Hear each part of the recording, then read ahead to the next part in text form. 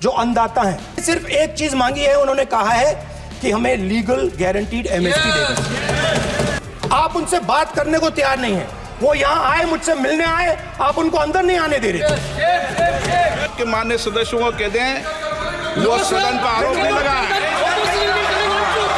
Fact यह है कि जब मैं मीडिया के साथ वहां गया तब दरवाजे पार्लियामेंट के, संसद के उनके लिए खुले, उससे पहले वो बंद थे। जो आपने अपने बजट में नहीं किया वो मैं हिंदुस्तान के सब किसानों से कहना चाहता हूं। गारंटीड लीगल एमएसपी हम इस सदन में पास करके आपको देंगे।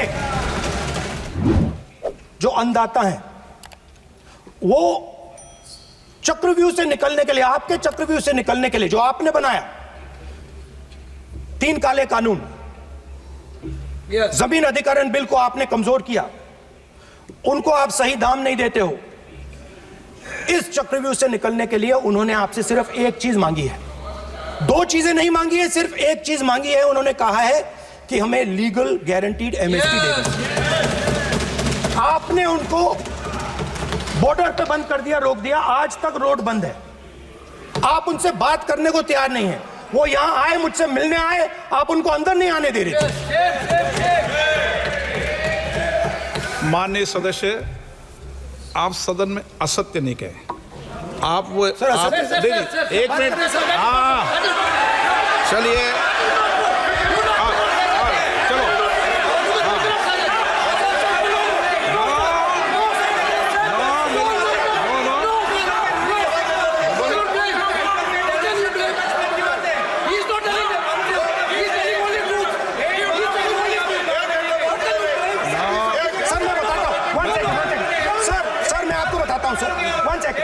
सर मैं आपको फैक्ट बताता हूं सर, जो मुझे, एक सेकंड, हाँ बता। मैं आपको फैक्ट बताता हूं, फिर आप मुझे करेक्ट कर दीजिए। स्पीकर सर, फार्मर्स का डेलीगेशन, नहीं सर मैं आपको फैक्ट बताता हूं। पर आपके माननीय सदस्यों को कह दें वो सदन पर आरोप नहीं लगाए।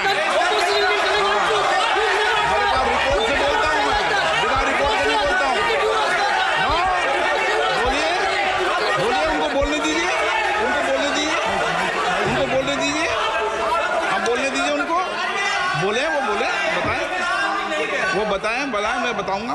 Speaker sir 1 second. Speaker sir मैं आपको बताता हूं जो मुझे मालूम है। स्पीकर सर मैं आपको बताता हूं। बैठिए। स्पीकर सर हुआ क्या, वहां पे सर मुझसे मिलने एक फार्मर का डेलीगेशन आया। मुझे बताया गया कि फार्मर के डेलीगेशन को अंदर नहीं आने देंगे। मैं उनसे मिलने जब गया तब उनको अंदर आने दिया गया था। सर ये फैक्ट है सर। अब पता नहीं कोई मिसकम्युनिकेशन हुआ, वो अलग बात है, बट फैक्ट यह है कि जब मैं मीडिया के साथ वहां गया तब दरवाजे पार्लियामेंट के, संसद के उनके लिए खुले, उससे पहले वो बंद थे। ठीक है। और ये आप उनसे भी पूछ लीजिए sir. Please no, please 1 minute please. आपने विषय उठाया इसलिए मैं बोल रहा हूं। ऐसे तो सदन की व्यवस्थाओं पर सवाल नहीं उठाना चाहिए। किसको आने दें, 1 मिनट प्लीज बैठिए। किसको आने दें, किसको अलाउ नहीं करने दें, ये स्पीकर का जुरिडिक्शन होता है। नंबर 1, जब ये सूचना आई आप मिले, उनसे अंदर मिले, लेकिन उसमें एक सदन की मर्यादा का उल्लंघन हुआ कि कभी भी सदन में माननीय सदस्य के अलावा दूसरा कोई व्यक्ति बाइट नहीं दे सकता। और हाँ, और आपकी मौजूदगी में बाइट दी, ये क्लियर करना चाहता हूँ। सर ये टेक्निकलिटी है सर, ये मुझे मालूम नहीं थी। कोई बात नहीं, बट सर प्लीज नो। माननीय आप मत बोलिए, आपके नेता बोल रहे हैं। तो स्पीकर सर, महिला आरक्षण है तो ये आपको बेटे बेटे कौन सर हम चाहते है। माननीय प्रतिपक्ष के नेता आपके बेटे बेटे सदस्य कमेंट्री कर रहे हैं, फिर वो कहते हैं कि लोग क्यों कमेंट्री कर रहे हैं। सर हम चाहते थे, हमारा एक्सपेक्टेशन था कि जो अन्नदाता है, जो सरकार से सिर्फ एक चीज मांग रहा है, लीगल गारंटीड एमएसपी, हमें लगता था कि ये कोई बड़ा काम नहीं है सर, ये इतना बड़ा काम नहीं है। हमें लगता था कि अगर सरकार बजट में इसका प्रोविजन कर देती, अगर बजट में इसका प्रोविजन कर देती तो जो हमारे किसान हैं जो चक्रव्यूह में, आपके चक्रव्यूह में फंसे हैं, वो निकल पाते। ये हमारी थिंकिंग थी। मगर मगर आपने नहीं किया, तो मैं यहां इंडिया गठबंधन के तरफ से गारंटी देता हूं कि हम ये काम करके दिखा देंगे। जो आपने अपने बजट में नहीं किया, वो मैं हिंदुस्तान के सब किसानों से कहना चाहता हूं, गारंटीड लीगल एमएसपी हम इस सदन में पास करके आपको देंगे। स्पीकर सर, जो मिडिल क्लास है सर, वो प्रधानमंत्री को, अच्छी बात बोल रहा हूं,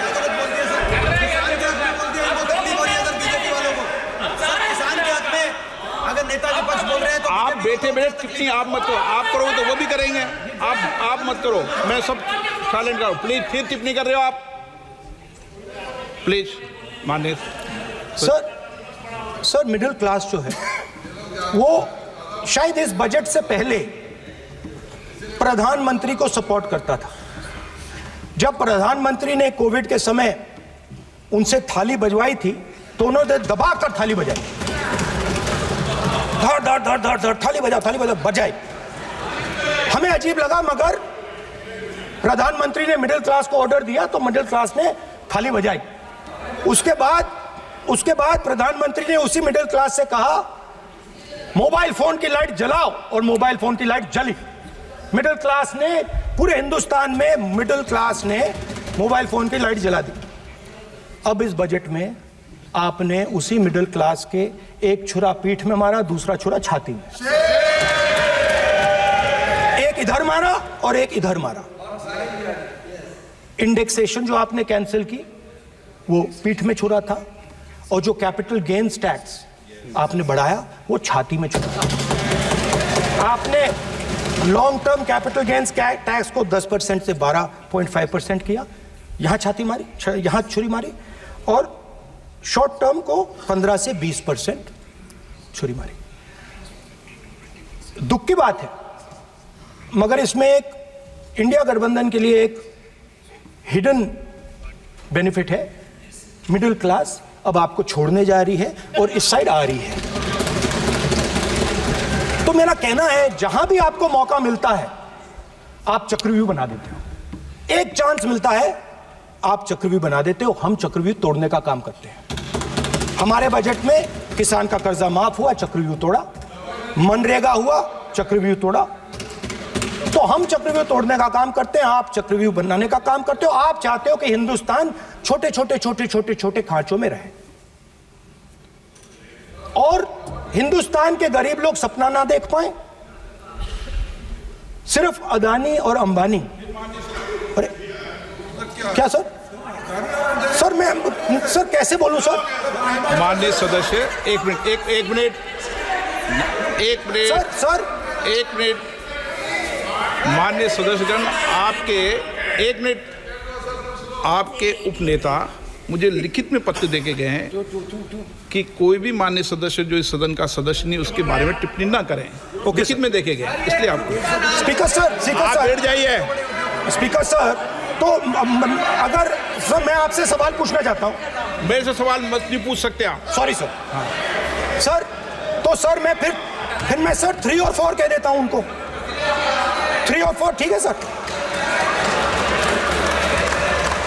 अब नाम नहीं ले सकता तो कुछ तो कहना पड़ेगा सर। 3 और 4 कह देता हूं, कोई और नंबर आपके देना। माननीय सदस्य को बता दें क्यों लिख के चिट्ठी गए मुझे। सर, हरियाणा के पूर्व मुख्यमंत्री पर जब इस प्रकार के आक्रमण करते हैं, हरियाणा के पूर्व मुख्यमंत्री के संदर्भ पर हमको आपने चिट्ठी भेजी।